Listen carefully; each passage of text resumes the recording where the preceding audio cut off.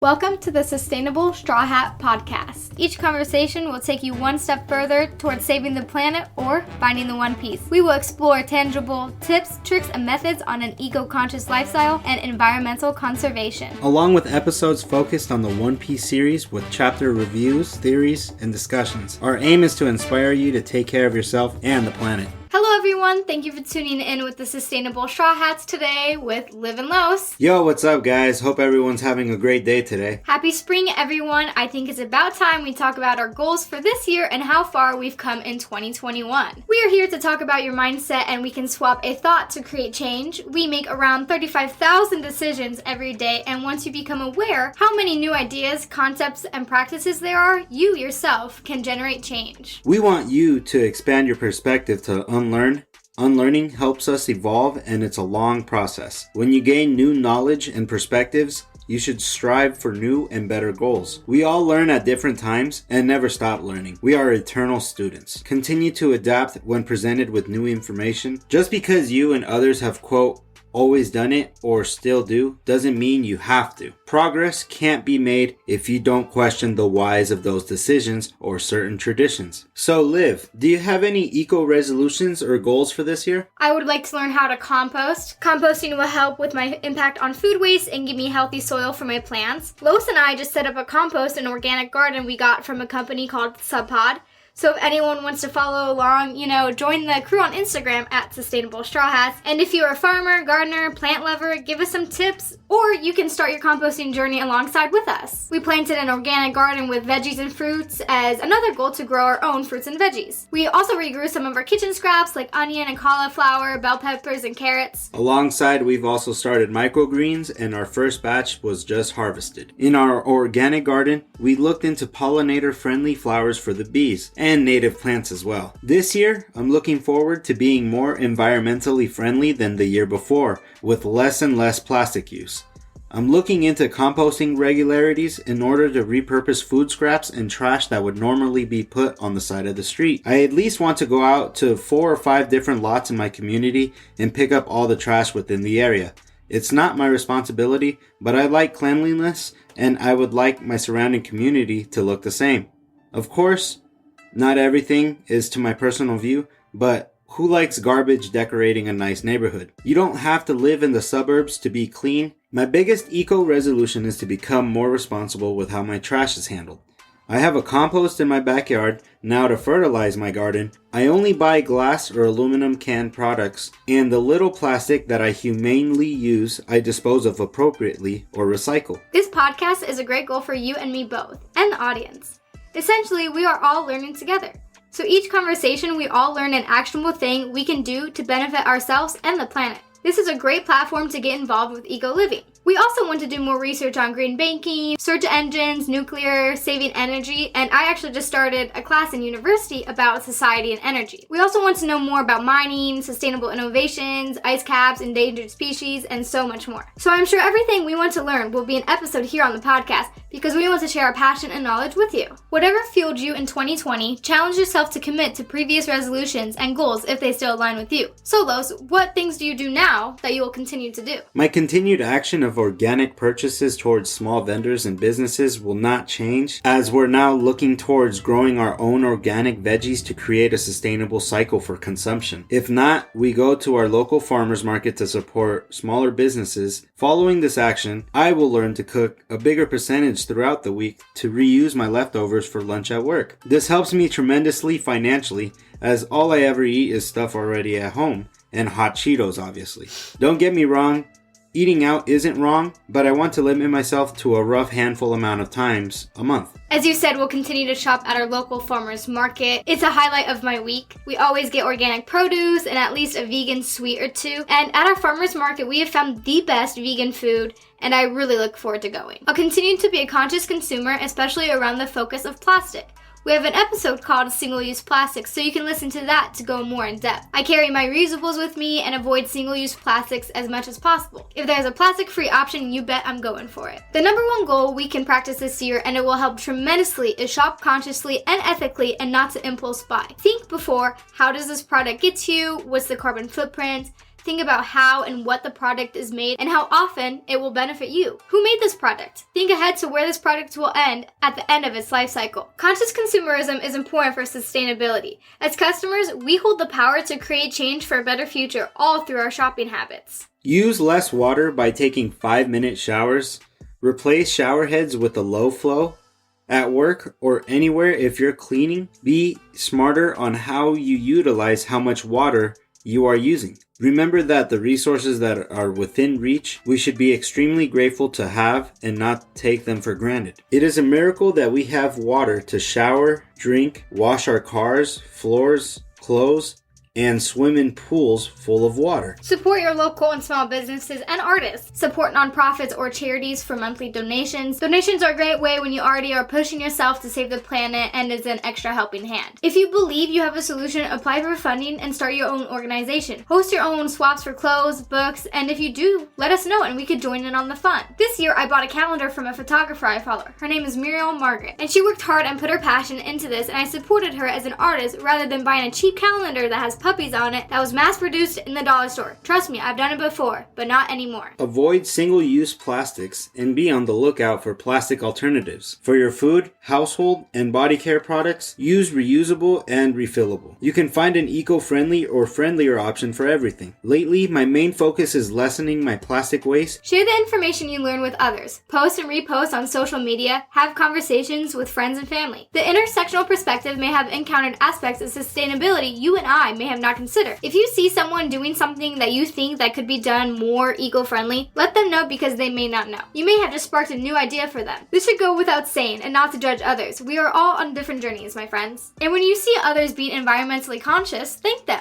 I was walking out of Whole Foods and a lady was walking in with her reusable bags and I just blurted out, "Great job bringing your reusable bags." And we just laughed because it was so random, and now she feels like she made a big step and was noticed. Get your friends and family on board. Talk to them or arrange a beach or park cleanup with your local community. Like Lo said, we're going to clean up the trash on our biking trail soon. You can reduce your carbon footprint by walking, biking, or taking public transportation.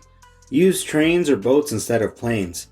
And if you can avoid using planes because in many cases you can't, offset your carbon. If you're looking towards goals in meal prepping and planning, eat less meat and more plant-based foods. It benefits a healthier you and the planet. Animal-derived foods are the top source of food poisoning in the United States, so you can save yourself the stomachache. Your health and happiness should be your number one priority, and those two go hand in hand. Look at what and where those ingredients are coming from. Also, look at the company and people behind the product you buy and see if the company is up to certain sustainable standards and if their employees are making fair wages and are treated with respect. The Fair Trade certification on the package tells you that. We will also have an episode focused on all the labels and certifications. Now, we often talk about physical and ethical swaps that are eco-friendly, but some perspectives you can swap mentally. Instead of saying we shouldn't talk about politics, we should really be thinking about how everything is political and not be the one to say, "I'm not political."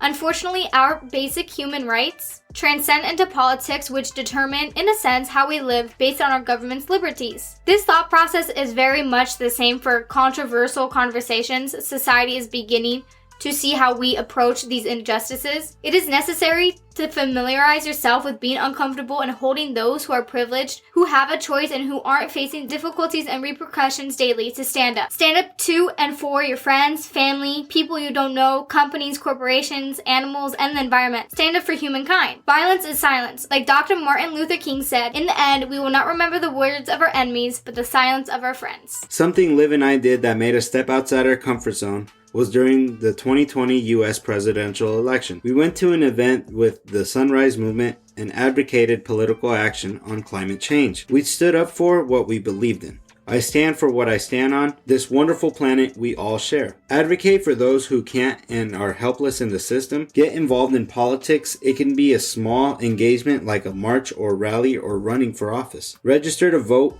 Familiarize yourself especially with local elected offices. That means doing some research from reliable sources, attend meetings, volunteer, and sign petitions. Let's talk about what we accomplished this year and weren't sure we could. To give you a little bit of background, Los and I started watching our nutrition more, and we watched some documentaries on plant-based eating. And then after doing our research, we began to transition to vegan.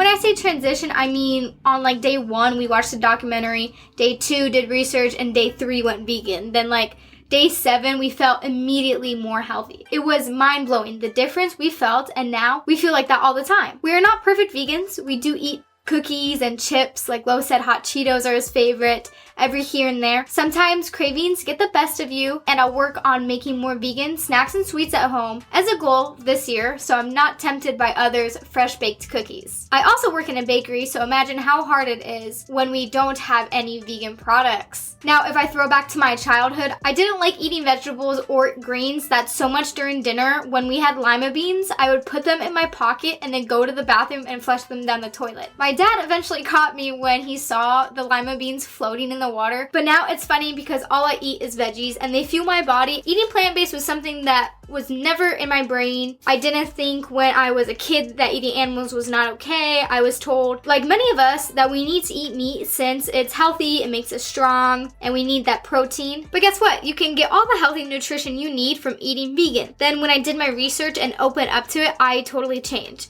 That's what us humans need to do, is adapt when we learn something new and understand it's okay. Don't be afraid to try new things and make change. I can say I'm so much more happier and healthier, and I wish I could have known more about veganism sooner, but that's how it always is. So I'm telling you now, eat more plant-based and you will feel better, I promise you, and you could sue me if I'm wrong. Naturally, my answer is the same of my conversion to veganism, but it's also being more aware of environmental issues and how a normal citizen would unknowingly affect it. Today, I feel more educated about my planet and how I affect the earth every day with my energy, plastic, and water consumption. Now, onto the plant-based diet. This was a huge one for me because I wasn't the biggest beef or pork meat eater, but I had an unconditional love for chicken all my life.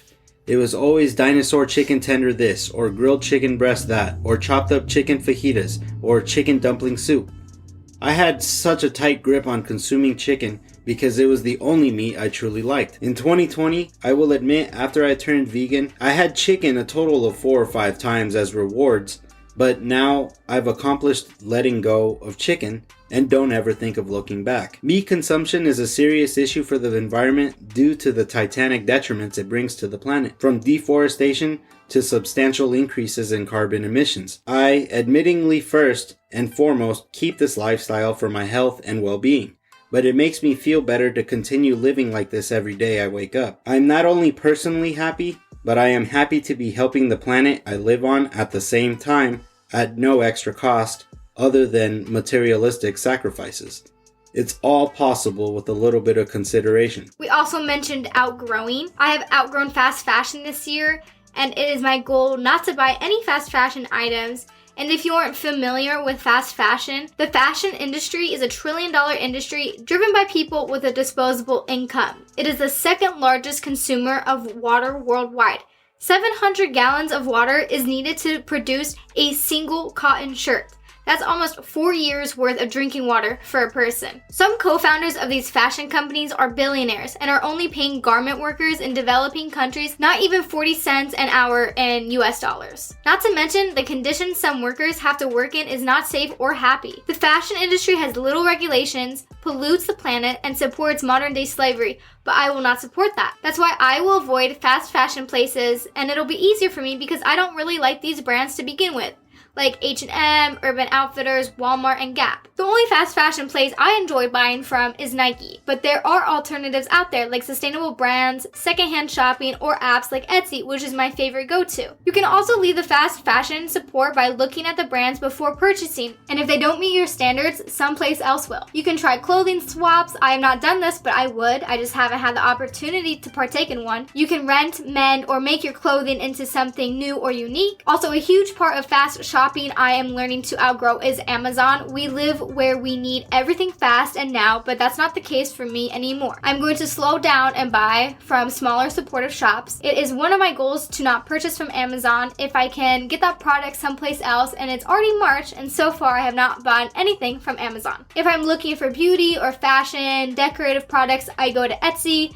Etsy is like my new Amazon, and they even offset their carbon on each delivery. What have you outgrown this year, Los? This year, I have been able to outgrow 75% of my overall plastic use. 25% of it being my entitlement of being human. With this 25%, I only buy Cheetos and snacks alongside with a once-in-a-blue-moon plastic bottle drink. The plastics that I do contribute with are handled properly after use. What I'm growing into and hope to discipline myself a little more strictly is to cook more of my foods. I want to be a little more conservative with my money, health, and my plastic use. By cooking my meals throughout my days off, I'm able to have leftovers for the rest of my work week, all the while improving my cooking prowess and staying away from most processed foods. Instead, cooking fresh home meals that last and taste just as good as day 1 on day 4 or 5 at latest. We can also upcycle, which is where you transform products, waste materials, or unwanted products into new items. Los and I upcycle our candle and yogurt jars by painting them and making them flower pots. We also turn clothing that didn't fit into furoshiki, which is a Japanese style cloth wrapping for gifts. The most effective way to include sustainability in your life is by starting small, implementing lifestyle changes such as diet and zero waste little by little.